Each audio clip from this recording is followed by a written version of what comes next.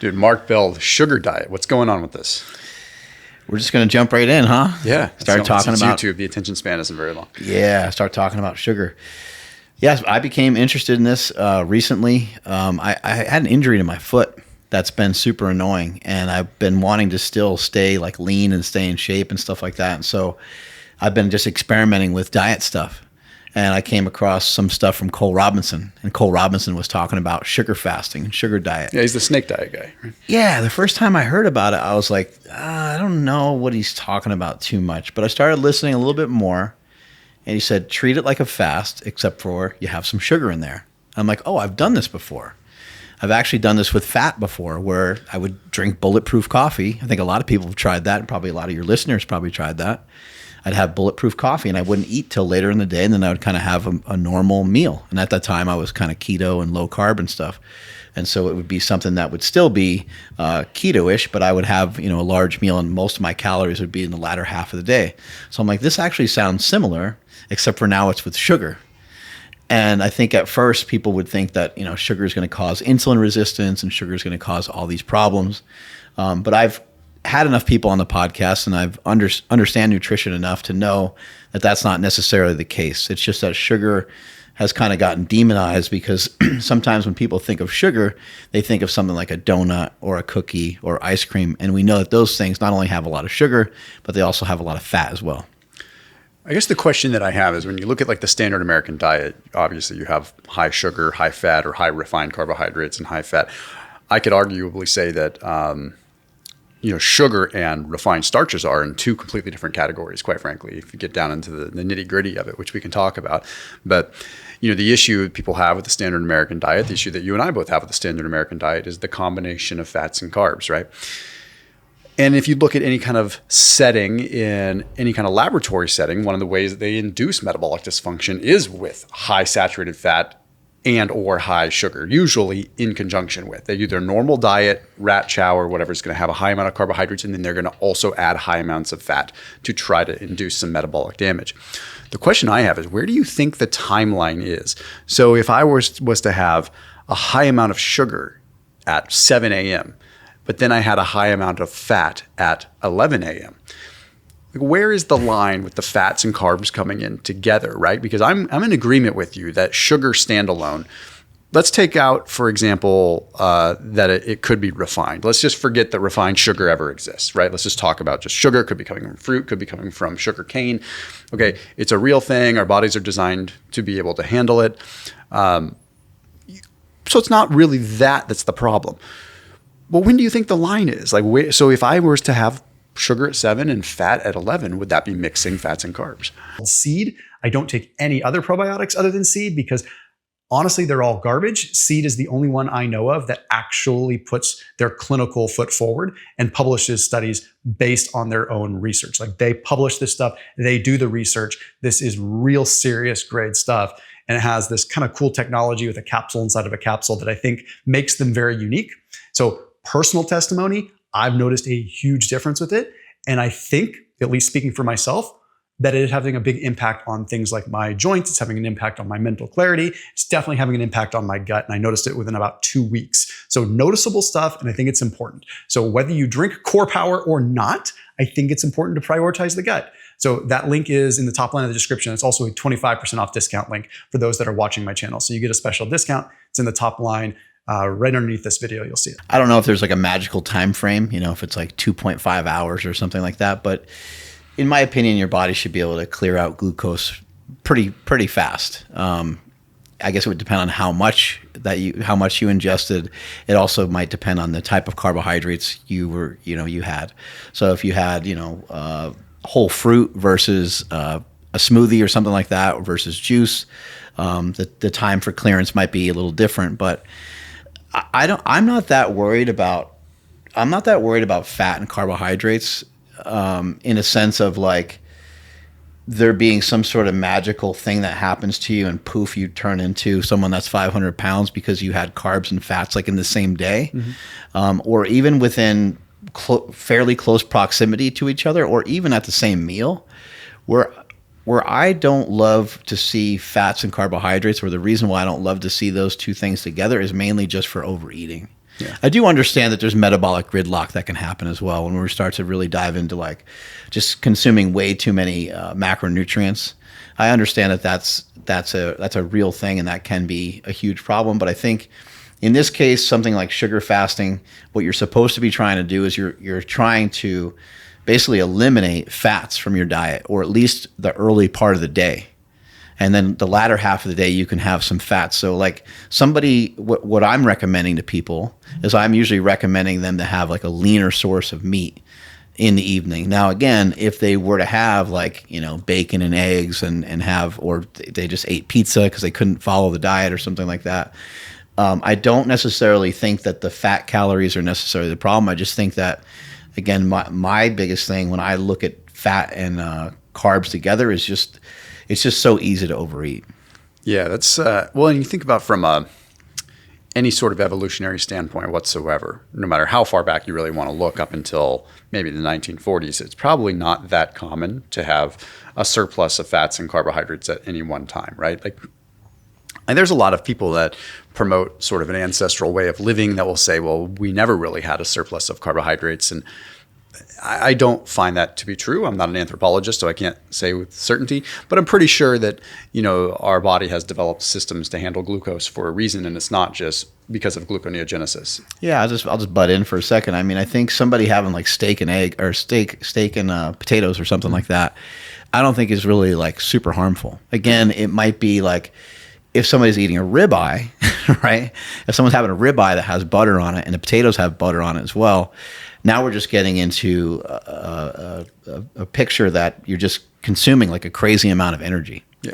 Yeah, and you're also, at what point do we draw a line with processing? And I'm saying that in a sort of hypothetical sense. Like, I'm not drawing a line with butter as processing, right? I feel like butter is technically processed, right? You're churning it, you're making it processed.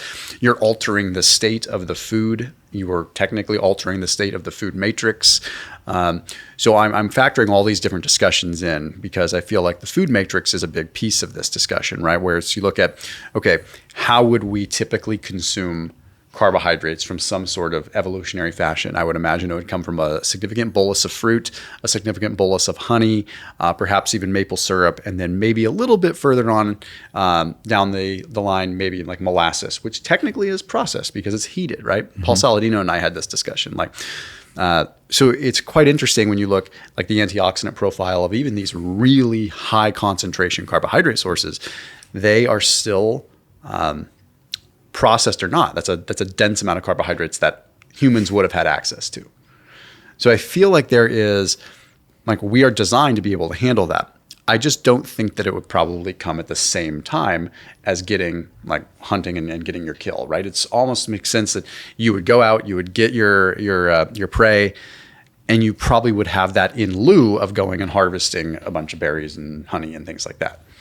To me, that makes a lot of sense. And, one of the biggest reasons why I chose to do this diet was just like, how much I love this stuff. Like, how much I love nutrition. How much I love training. But maybe like the listeners, maybe they don't understand. Like I truly enjoy training, and I enjoy experimenting, and I enjoy, taking 5 minutes to make a intra workout carbohydrate protein BCAA concoction. I've swilled down, like 20 branch chain amino acid capsules back in like 1990 because I read something from Charles Poliquin. And then in between my sets, I would like burp, and I'd burp like this BCAA powder. And then it turns out EAAs are more effective, right? And we see these swings and we see all this stuff. But I just really am intrigued and really interested in a lot of this stuff. And one of the reasons why my podcast is called The Power Project is because it's a project. It's an ongoing project. And I'm constantly and consistently trying to work on myself. So whether it's diet or whether it's something for my mind or something for me working on my attitude or working on trying to be more positive or trying to change my language or clean up my language or get better at communication, I'm constantly trying to work on stuff just to get a little bit better. And that's that the sugar diet it happened to hit right at the right point because I mentioned I had an injury to my foot, so that took away running for me. And I really fell in love with running, and you get that runner's high. And I don't have that at the moment, so it kind of stinks. I've been out for about 4 months now, and hopefully I get this stupid thing healed up. But you know, I've been able to sugar fast during it, so my whole intention with that was to drop weight. And I wanted to go from, I was about 225 down to 200. And I've been between 210, and today I was 215 after we worked out. So I sweat a little bit, but I also was fully clothed and weighed 215 pounds. So I'm dropping weight. It's actually quite slow, but I intentionally have slowed it down a little bit, because at first I was able to drop weight pretty fast. And I was like, you know what? It's actually going to make more sense for me to drop weight a little slower, because I do not want to lose muscle mass. I think some people are like, oh, Mark probably doesn't care if he loses muscle mass because he's pretty big or pretty jacked.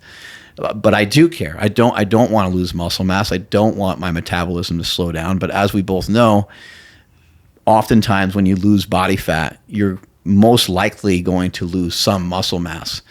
Can you stave it off? Well, I saw a video from Thomas DeLauer where you had a whole discussion about this, and the guy ended up saying, like, you can actually knock that back pretty damn good, and that's exactly what I'm trying to do. Yeah. It's what do you think about people that aren't lean or aren't active? Do you think there's a practical application for sugar fasting or sugar diet? And if so, kind of what's the framework look like there? The thing that I think is awesome about this particular diet is that you can curtail it to just about anybody. That's how strongly I believe in it, because you can take this as far as you need to. So for somebody that is, let's say, 300 pounds, and they really have a lot of weight to lose, both of us were 300 plus pounds at one point. I think them going with a diet that's primarily just like smoothies and fruit for a little bit.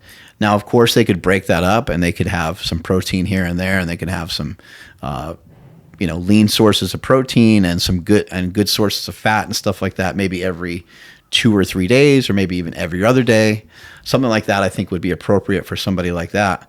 Somebody who wants to get leaner, they could just take their time and have it be a little bit slower of a process. Because for someone to go down from, say, like 20% body fat down to like 15, that's a significant difference, and someone's going to notice. People are going to notice some pretty good changes in you. That process probably wouldn't really take that long, and I don't think it would feel brutal. It would probably be challenging, but it wouldn't feel brutal. But then to go down from like 15% to 12%, it's like a whole nother level, right? And then to go down to 12%, getting down to 9%. And then when you start to get down to these weird levels where you're like consistently below 10%, it just gets weird. Yeah. And that's when you have to really tweak and really like pull things in and pull things out. And that's where I feel like I'm at right now, is I'm trying to figure out, how do I manage a very low body fat percentage and have it feel, how do I normalize it? Yep. How do I have it not feel like, because I've competed in bodybuilding before, I got on stage before, and I didn't feel like, but I was on an enormous amount of steroids. Yeah. And I was doing 90 minutes of cardio every single day. So luckily I had a coach, Hani Rambad, who's the best of the best. He's amazing. He knew better than to just like pull calories out from me. He probably recognized that it's my first bodybuilding show, and that probably wouldn't have been awesome for me to do. And he knew that it was your first bodybuilding show.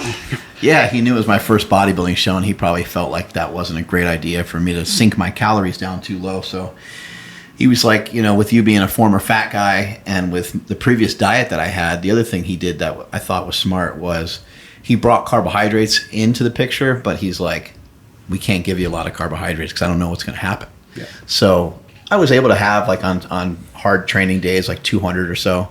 And then on the other days, maybe like 100, 150. So it wasn't like all of a sudden I started blasting carbs out of nowhere. He was just kind of sensible with it and gave me a diet plan that it was annoying because it's, 6 meals, you need a lot of meal prep and all that kind of stuff. And the fat is really low, but it wasn't that hard to follow. Have you noticed anything with different kinds of sugars giving different feelings? Like we've got obviously sucrose, glucose, fructose. We've got different kinds, and they do wildly different things in the body. That's the thing. It's like a carb is not a carb is not a carb. Like They are very different, just like a fat is not a fat is not a fat. Like a saturated fat is wildly different from a short chain saturated fat compared to a polyunsaturated, wildly different from a trans fat, right? So what have you noticed? Have you started to notice any kind of difference between these different sugars, right?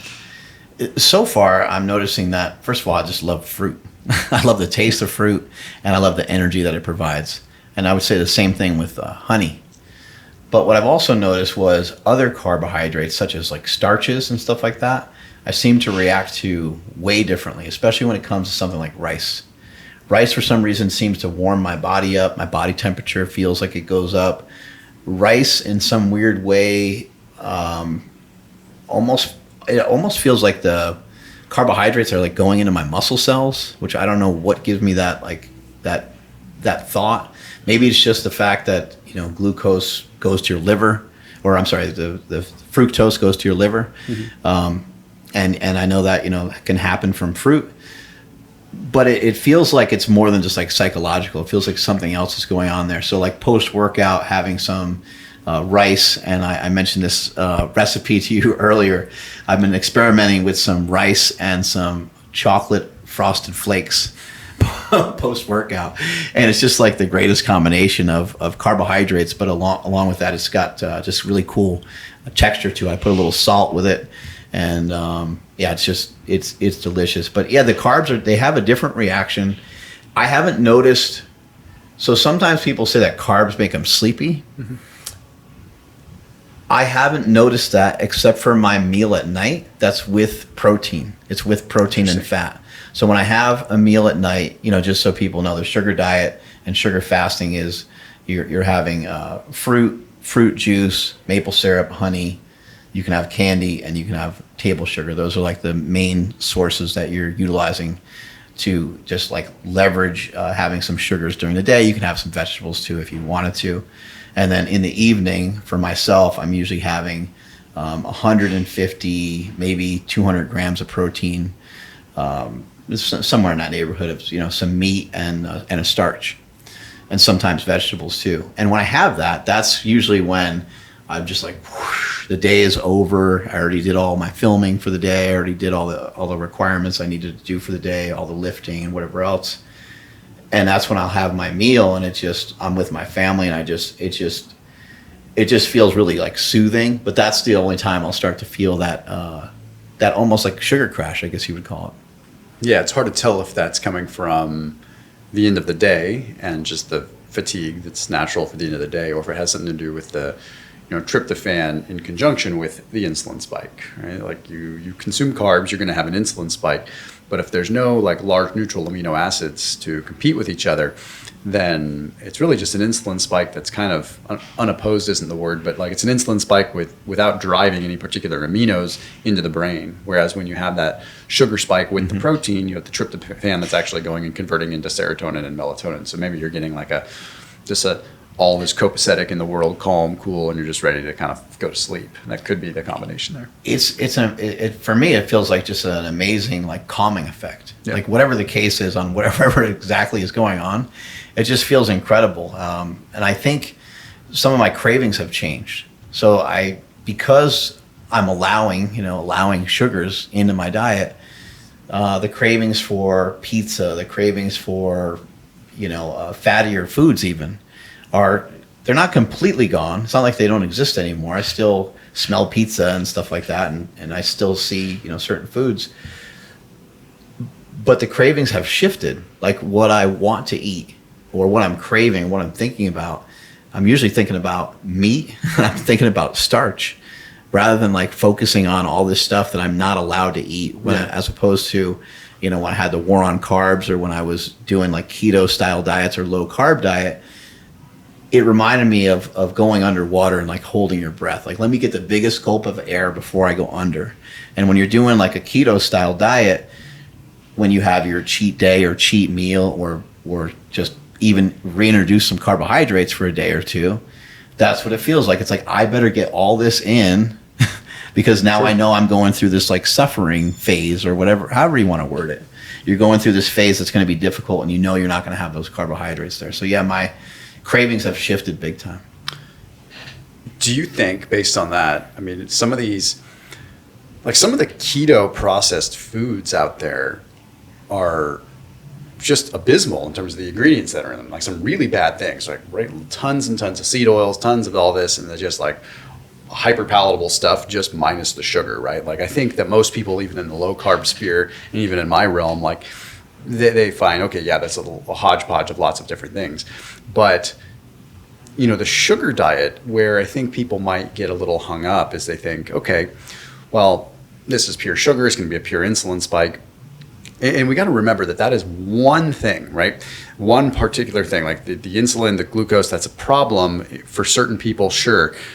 But you are also eliminating a lot of other variables, right? So like when you look at like a typical keto food product, I am of the belief that seed oils are probably problematic. I don't have the RCTs to back it up, but I can say Thomas DeLauer's opinion is that I believe that seed oils are problematic. I think something's going on there, whether it's the oxidation, whether it's the endocannabinoids, whether all this, right?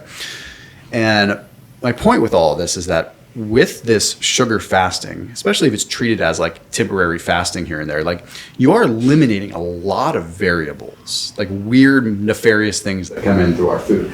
So I see that big time. I think the concern a lot of people have is, like, do you have concerns that you're going to disrupt sort of your insulin homeostasis, or your, not just your HbA1c, but perhaps your, homeostatic AR, like your HOMA-IR.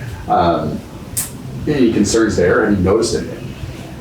I first want to say, in terms of like seed oils and other things that could be in some of these highly processed foods, and yes, I understand that I'm eating candy, so I'm not throwing shade at like all processed foods. But there's just stuff in processed foods that we don't really know that much about all the time, and seed oils is one of those things. I would say that like seed oils aren't pro-metabolic, and I think that we need to find more stuff that's like pro-metabolic, and that's what the sugar diet's trying to do. Is it the absolute best? Is it the like savior that we're looking for? I think over time it could be refined, and it could be better than it is right now. And you also mentioned about like spiking insulin levels. Their insulin levels, which before I started this diet, I just never even really thought about it, but things like fructose, they don't need insulin. Yeah. So we say these things and we just kind of take them and then we spit them out and we regurgitate them just all over the place to other people, and then it turns out it's like not necessarily true. Yeah. What I'm finding with this diet, a lot of times when somebody's mentioning something about glycation, or somebody's mentioning something about like your A1C, or these different things that could be skewed in your blood work, I think they're forgetting the fact that this particular diet, the sugar diet, is in the absence of fat. So when you start to pull fat calories away, you're really changing even something as simple as glycemic index. Years ago, everyone kind of made a big deal about that, and then everyone's like, well, how does that pertain to somebody that like 20 minutes earlier they ate a banana and now they're eating a rice cake? It's like, okay, well, everything's just different then. Or if someone had a protein shake and a rice cake, it changes, it would change the glycemic index greatly, because now you're bringing in a lot of other food to like potentially slow it down. In other cases, it might be speeding it up. It just gets to be all over the place. So the things that we think are true right now are almost always all up. Yeah, agreed. And a lot of that has to do with like who we're doing a study on, what the study is for. Sometimes if they're studying, carbohydrate, they're sometimes studying people that are like type 2 diabetic. I'm not saying that all the studies, I'm just saying that like we have to kind of have context to these things. And for myself, I like to experiment, I like to try things. So that's why I'm giving this diet a chance. The easiest way to look at this particular protocol is that it's it's high carb and low fat. Yeah. That's basically what it is. And then the manipulation of the protein and stuff, each person out there can kind of determine for themselves how much they want to manipulate that. But I can't say that I know this is definitely true, but this was true for me, and I think it had to do with protein and fats being high, maybe potentially the saturated fat, I don't really know. But whatever diet I was doing previously, it would leave my A1C not necessarily like real high, but it'd be high-ish. And then same thing with my blood sugar. And you and I can go over some like blood work on another show when I send some of the blood work over to you, and we can show everybody. I'm not trying to say that this is the diet for you to utilize for health, because I have all kinds of other wrong with my blood work.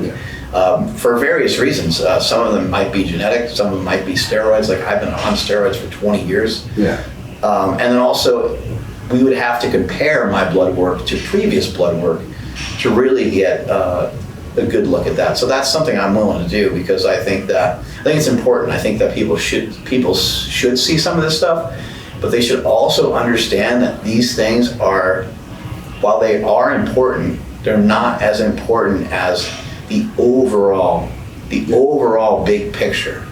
Hey, what's your homocysteine, or what's your like this particular thing? It's like, well, we're just looking at one thing like a little bit too much direct, and we made these mistakes before. We made these mistakes with cholesterol, and we just kind of keep making the same mistakes.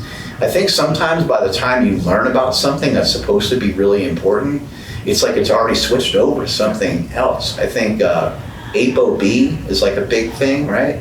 And then like the blood work I got back recently, because I don't know a ton about all this stuff, like APO1's on there too. And I'm like, I didn't know about that. I didn't know about that one. So it's just, and we can't take that number and celebrate, and we can't take that, and on the other side of that, we can't take that number and think that we're gonna like die because like this one number is off. No, I think you and I both know Sean O'Mara very well, and I love the way that Sean O'Mara puts it. Like, these, a lot of times, like we become really myopic, and we look at like one particular number or one particular metric, and we think we have a disease because of it, when that could be a or a physiological state that your body is doing because it's actually working. Right? Even something like insulin resistance. That's exactly how we talked about it, because we were talking about it from the perspective of peripheral insulin resistance on a low-carb diet. Like, that is a perfectly normal and healthy thing. It's your body essentially protecting you from going hypoglycemic when you have protein. So you're even stages. So if you were to look at that and say, okay, well, because I've seen people comment on your stuff, and I actually made a video on this because I'm like, no, people are getting the wrong idea. They're saying like keto made them insulin resistant. I'm like, that's not how that worked. I'm not denying that could happen, like anything can happen, but like what can happen is you're in this physiological state where your body is going to increase insulin. It is going to increase your glucose, but it's coming from a different source, and you're becoming peripherally insulin resistant. The point is that the body has these interesting ways of doing that. But what Sean O'Mara said is so interesting. He's like, it's more structural, right? So he looks at like visceral fat. He's like, that is a structural disease. Or epicardial fat surrounding the heart. It becomes a structural disease. And we've stopped looking at structural disease so much because we've become very myopic, because we're smart, and humans are smart, and scientists are smart, and we've become obsessed, and PhDs do their dissertations on a very specific mechanism of something. We become obsessed, and a Nobel Prize can be won on a very specific mechanism. So we think it's all mechanisms, but we forget about the global big thing. Like, you can be insulin resistant and be a very healthy person. Usually it's all these other comorbidities that are coming along with diabetes and insulin resistance that are also problematic in metabolic syndrome. So I encourage people to not just like, what's the opposite of throw the baby out with the bathwater, right? Like, don't get completely discouraged if like your insulin levels are high or your HOMA-IR is high, right? It's not the end of the world. Especially if you just lost 20 pounds. Exactly. Like, you should be celebrating. That's great. That's wonderful that you, whatever dietary intervention you did to lose some weight, that's great.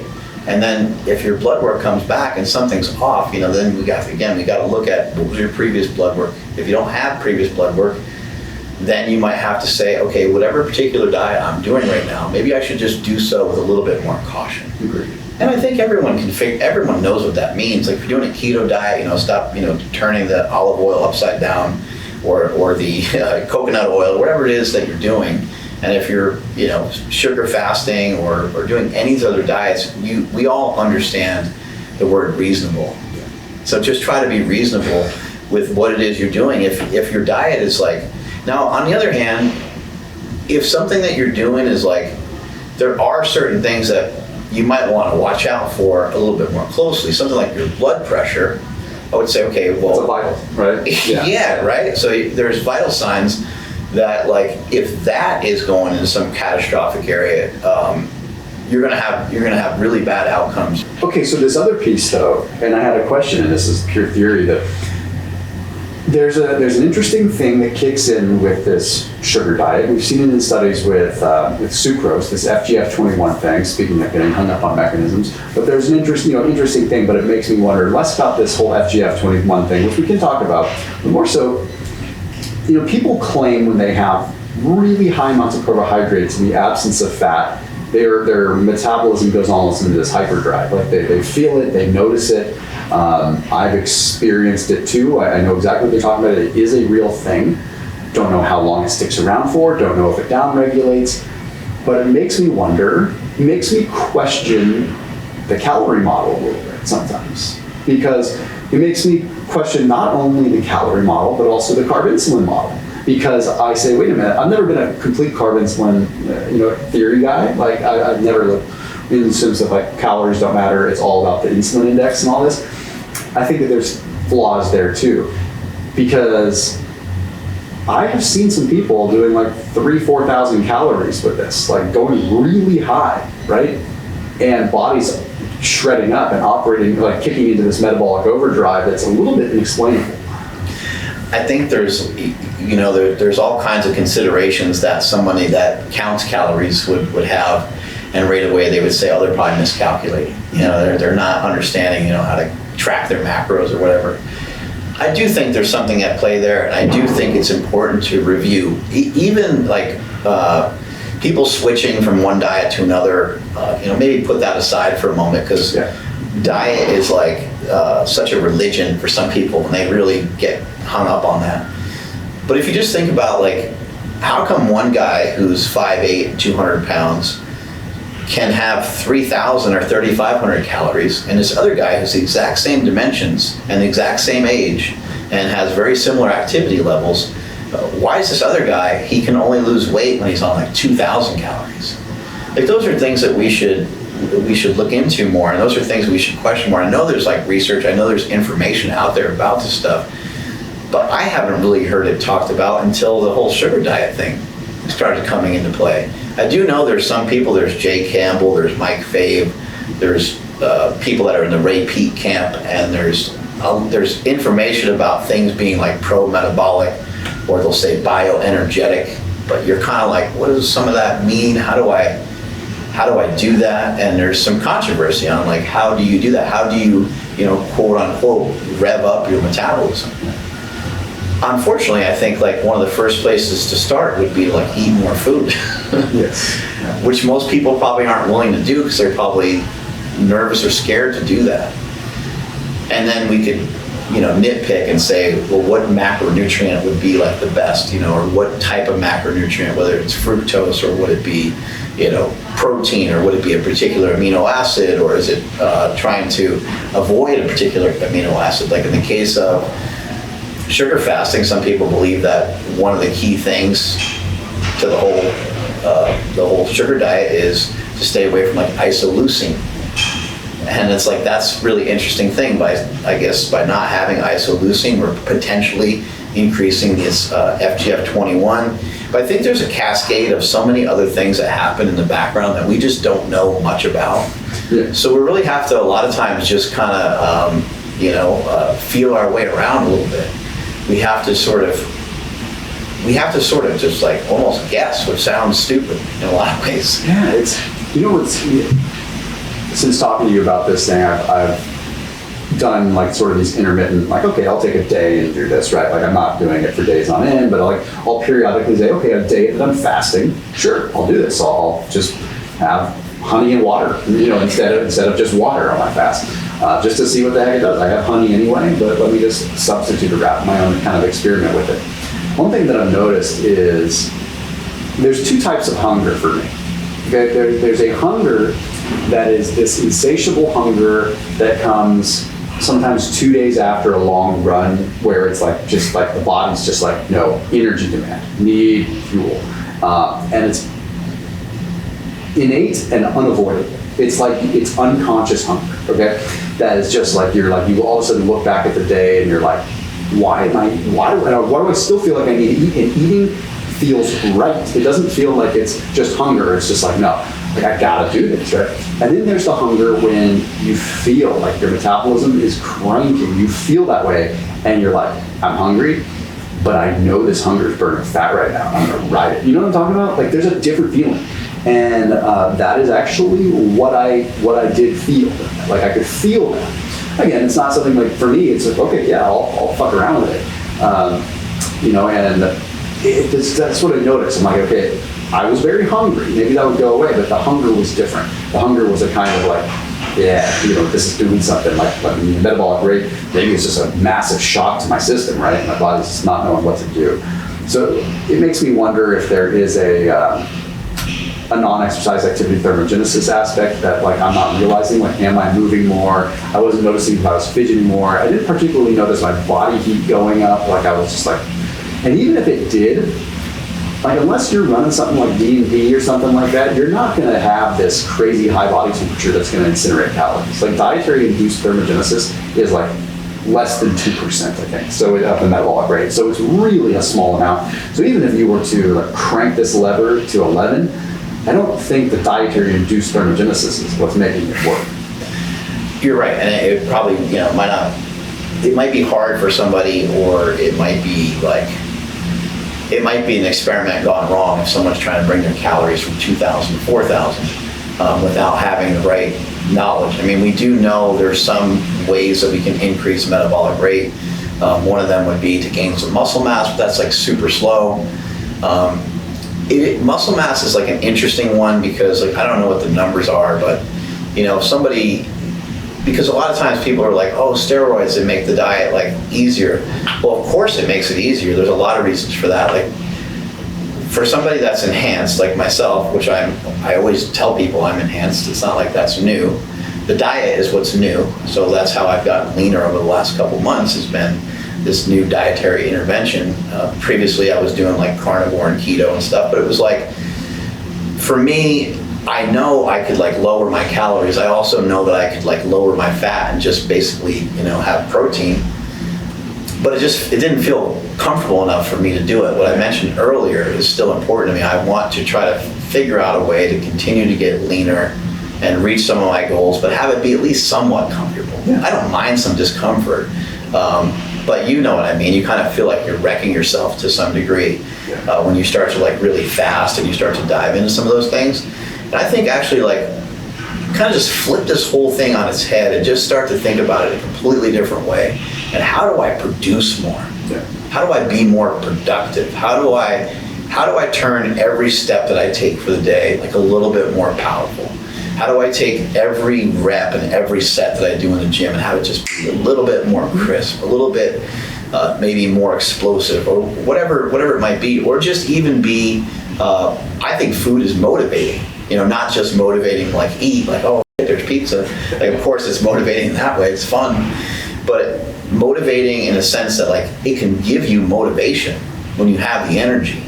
If somebody calls you up and they're like, hey, what are we training today? And you're like, oh, you're all like kind of down because maybe a couple days earlier, maybe you did run 10 miles. And maybe yesterday you trained legs pretty hard, and maybe on that day you like fasted or something too. And now you're just kind of like eventually, what I always say about like your nutrition or some of these plans or things that people are going to do, a lot of times your luck is going to run out. So these dietary interventions and these different things that we try, these experiments, they're great, but we also know they're not going to work forever. There's not one diet that works forever. And even people that try to say, oh, well, a well-balanced diet works forever, it's like, no, it changes a lot.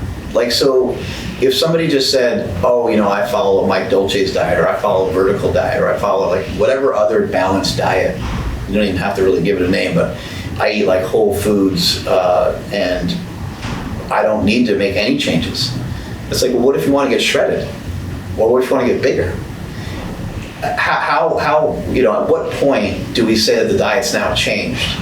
Like if you go from 2,000 calories to 3,000 calories, you're increasing something. You're increasing your protein, you're increasing your fat, your carbs, or whatever it might be. So the diet is changing, even if you want to try to deny the fact that it's changing. Okay, you didn't switch from carnivore to being vegan. It wasn't that kind of change, but it still has to. There still has to be like manipulation. I like what you're saying. It's like some of the one of my favorite sort of spiritual guys that I listen to. His name's James Lowe. He's pretty popular. He's an older guy, Scottish guy.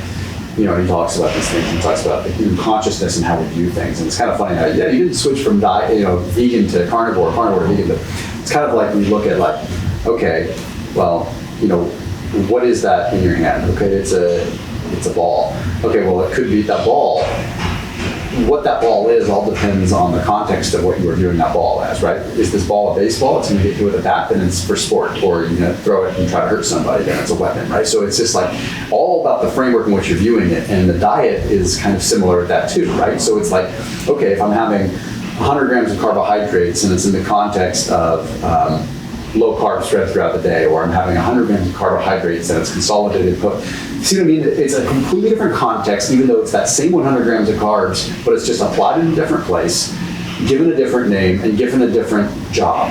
And that's a loose example, but it goes all the way that way. So you're talking about, okay, if someone is consuming 200 grams of protein, 200 grams of carbs, and 100 grams of fat, and they just increase their ratios at the exact macronutrient ratio, but they increase them all 20% because they increase their calories. Okay, well, the world is different at 300 carbs or 400 carbs compared to 200 carbs. What if that is a threshold that something is completely changing inside your body? So your diet did actually change. You are eating more, yes, but you're looking at those calories in isolation as if calories are the only thing that matters. If it wasn't a change, then your body wouldn't change. Exactly. Right, so there's some change going on because there's a hormonal thing going on. There's shifts in body weight. There's shifts in all kinds of the different things that we have going on in our body. And again, I like to kind of think of that idea of like, how do we figure out a way to like sort of just produce more, like be able to produce more energy rather than, I think we're always thinking about like reducing energy. We are. And not everybody all the time. There's some people that talk about these things, but for the most part, it's like we have to like reduce energy or we have to spend energy. And how do we just figure out a way where we're not even really necessarily spending it up front, we're just allowing our body to feel more encouraged to just go do a bunch of every single day and just to kick some ass every single day. So we were talking about before we were recording about ATP synthase, you know, inside your mitochondria, you've got this little, it's like a little flywheel type thing, right? And like, so electrons flow through it essentially and create energy. And, you know, we have something like a lightning bolt's worth of energy circulating inside of our body. And I think what we need to look at is not like, well, how do I increase energetic flow across meridians and some of the Eastern medicine stuff, which again has like, I'm woo-woo enough to actually accept a lot of the Eastern stuff. I think there's a crossover there for sure. Like I'm the first to admit that I'm a little woo-woo on things. But what's interesting is when you look at also a Western principle and you say, okay, we know how this mitochondria works, how we produce energy. You stop thinking about calories so much. And you don't necessarily say calories don't matter because clearly the evidence shows they matter. But we start thinking of energy and how we create more energy, right? And there are going to be times in our lives when a low-carb state might allow you to produce more energy. I'm not talking about the energy that says like calories. I'm talking about the energy that says I am getting more force output. I am getting more pep in my step. I'm getting more explosivity with my step. My hip flexors aren't just schlepping my legs around. My entire leg is firing and I'm moving when I walk. And a lot of times, high carbohydrate does that for people, right? And so this is coming from a low carb guy. I will absolutely admit that like periodic, like carbohydrate influx can change how your body manufactures energy. And there's an adaptation that occurs. And I encourage people to always look at whether it's carbs, whether it's good quality fats. A lot of these things, like, a lot of times more is better than less if we can keep our finger on the pulse of our activity. So the caveat with this is that people, I think, are disconnected from that, sometimes to no fault of their own. Like there's just a little disconnect, or there is a hindrance to their ability to do so, where they are absolutely stuck in a job where they just have a hard time moving. Even then, there's ways around it, but let's just say hypothetically, like they're stuck in a box, they can't really get out of their cubicle. If they were to just increase their rate of calories and food, it wouldn't necessarily increase their flux, so to speak.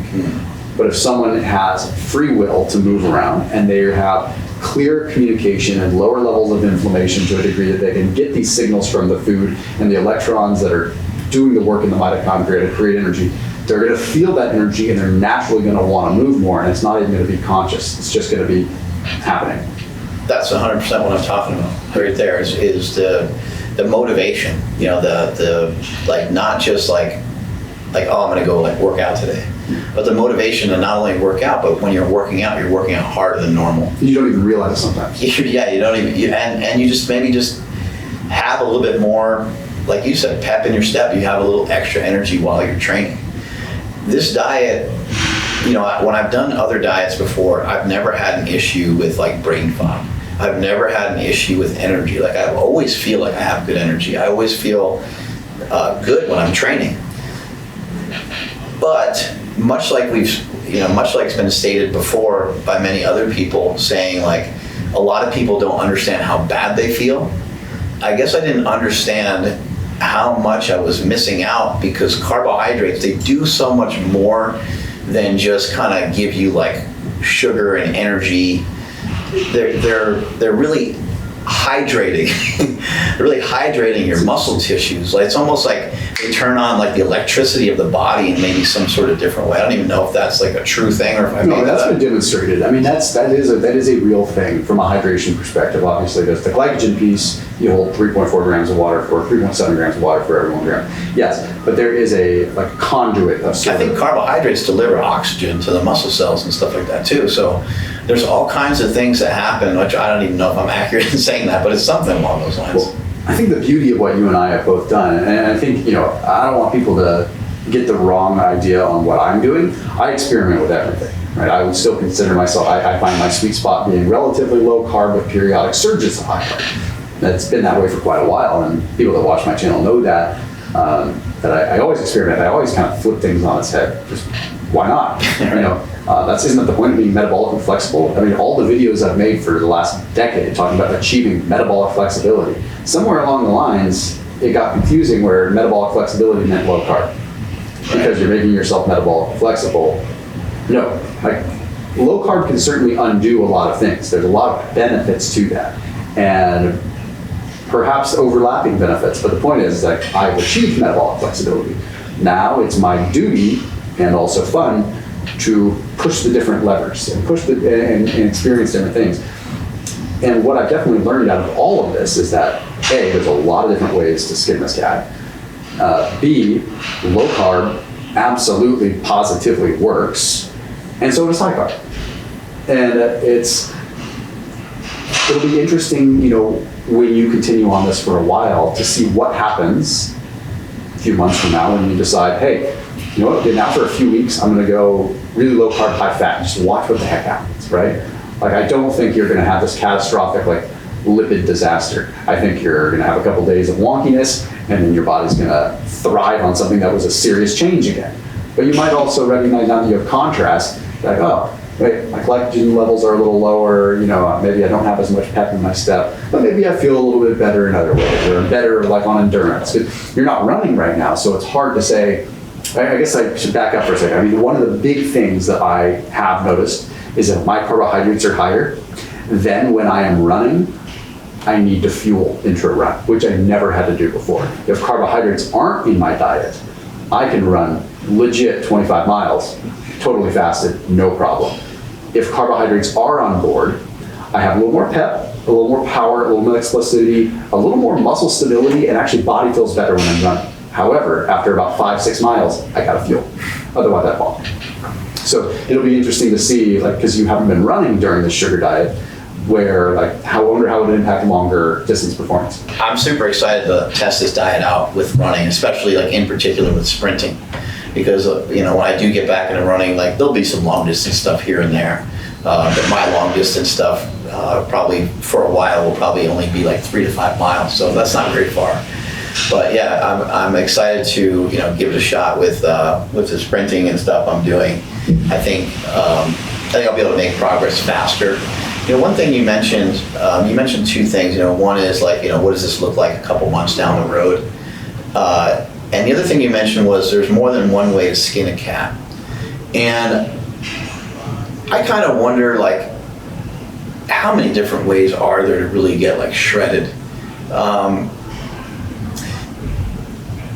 Typically in bodybuilding, it's almost always done with higher carbohydrate and pretty low fat. Like almost always. I do understand there's exceptions, right? So the other way, I guess, to skin this cat, there are some people who have utilized keto. I know there's Robert Sykes, keto brick guy. And then he also coaches some people and stuff like that. So we can't dismiss, even if it's like not a huge subset of people that are like utilizing these diets to these extremes. And I don't think that we have to always look to like bodybuilding as like some sort of representation that like a diet works really well. Nor do I think that we have to look to professional athletes, but I do kind of like the top-down theory and idea. Like a lot of the safety features in your car have come from kart racing, and so I think a lot of times when you're like, okay, it helps these people who are way the hell up here, then it probably will help a lot of other people as well. And it's just like interesting how intuitive a lot of great athletes are with being drawn to sugar, or even kids, and kids are quick and kids are like, they're fidgety. And I think they recognize that they must need that to help them like express themselves more and to move around more and to because we know as a human how important movement is for us. And then so therefore we're attached to this energy, which is like food. But I think for some reason the sugars are sweet. Like that's super interesting too. Yeah. Why do they hit us so hard? It's an interesting thing. Like it's almost like there's this principle of like the body is telling you to eat it. Boom! Like it just blows your head right off your shoulders. If you eat something, sweet, it's just kind of like really changes your mood. Like it's like hedonic. It's just. Are you concerned with the dopamine hit from it though? Do you find that that's transferring into other things? There's nothing I can like put my finger on right now for myself. Like doom scrolling more. You're like, there's these loops, right? Like there's these. I'm always aware of that, right? Because I notice things like if my phone habits, if I find that I'm like on my phone more, usually also translates into like other behaviors that I'm looking for. I would say for sure that sugar can make you very fidgety, and it can probably, for some people that may already have anxiety, it might make them more anxious. So they might need to be like way more cautious with how much carbohydrate. For myself, I feel like I can blast 200 or 300 grams of carbs that primarily come from like juice or fruit. You're calm anyway, though. You're a natural calm person. Yeah, and I don't seem to have that big of an issue with it, but I have had issues with it a couple of times now. And then one time before bed, I don't even know what the hell I ate, but I think I had like a smoothie, and it was like maybe an hour before bed, and I was just like staring at the ceiling, and I was like kind of fidgety that day, and I got up and I like got on my phone because I just couldn't go to sleep. But that's probably the worst thing to do is to get on your phone. So yeah, I did have that happen one time, and so there are probably some pitfalls that you need to probably look out for when you're doing when you're blasting these carbohydrates. But kind of just back to the athlete thing, like just think from a professional athlete standpoint, like I'm not saying professional athletes eat perfectly either, but there's really not hardly any professional athletes in the bigger sports that are subscribing to a really low carb diet. So I mentioned that to say that if you're somebody that wants to perform well and you want to train well in the gym, I'm not saying that you have to eat this particular way, but it's very interesting that most people choose to eat a different way. They're choosing to eat more carbohydrate. And so for those of us that want to get after it in the gym, and for those of us that maybe want to get bigger or stronger or faster, maybe you have this in consideration, and maybe you don't have to do it all the time either. Yeah. Because maybe you like the benefits of high fat for various reasons. Maybe you like the benefits of low carb for other reasons. I know for myself, the low carb foods, I love them. Like I love eggs, I love bacon, I like meat with just like a little bit more fat in it. I love salmon. I love mackerel. I love what are those things I caught, the cod livers I brought you last time. Yeah, I love all that kind of stuff. I love butter. And so for me, like, there's no question, a couple months from now that I will revert back to doing other dietary protocols, or at least intermittently sprinkle in some other diets. I don't really think I'll do, like, carnivore was something like I just experimented with, and I did it every time Sean Baker brought around World Carnivore Month, and then on my YouTube channel I did 100 days of carnivore to try to see like what I felt about that. But after doing carnivore for 100 days, I didn't notice any extra benefits from it. I just I really would just end up like just eating more because I was trying to like satiate myself with the food that I had, my choices of food, which was just meat. And so that just didn't work out from like I was hoping that it would have like some body composition impact, but it really didn't for me. And then over time I started moving into more of like having, meat and vegetables and meat and fruit and stuff like that. Yeah, it's quite interesting how molecularly dietary fat is obviously very similar to adipose tissue, and it forms as fat quite easily. And I can absolutely positively get fat on steak. I promise you that I could, right? It's like you give me a bunch of ribeyes and things like that. I don't know, I haven't, and it wouldn't be that hard to get the calories in to make that happen. And I wasn't necessarily like, I don't mean to say like it didn't help me with like body composition at all. It's just that like, because I was only eating meat, I would overeat. So it's my own fault. Like I could get lean, I could get shredded, you could get shredded off of meat as well. But it's like when it's the only choice, it's the only thing for you to eat, you want to have the fats in there as well. And so I was trying to follow it kind of as prescribed by, Saladino and Baker, and they were talking about eating like fattier cuts of meat kind of intentionally. But I think my protein was too high as well, because like, I think if I did it and it was keto, I think it actually would have worked really well. Yeah. Because I think and in theory, I just think the higher fat would have probably kept me more satiated and would have probably lowered the amount of food I was eating maybe a little bit. Yeah, no, I'm with you on that. Well, we're going to run out of time on these cards here because we ran into quite a snafu with our filming. We had a podcast studio set up, and we, like two meatheads would do, we figured a way to scrap it together and still make this happen. Everything just was going sideways today. We still got almost an hour of filming, so I'm pretty solid with that. But Mark, most everyone knows where to find you, but where can everyone find you? You can find me at Mark Smelly Bell on Instagram, or you can check out all the products I have. You can check out the Slingshot products as well as the Within You brand products over at markbellslingshot.com. Right on, man. Thanks, dude. Thank you. Appreciate it.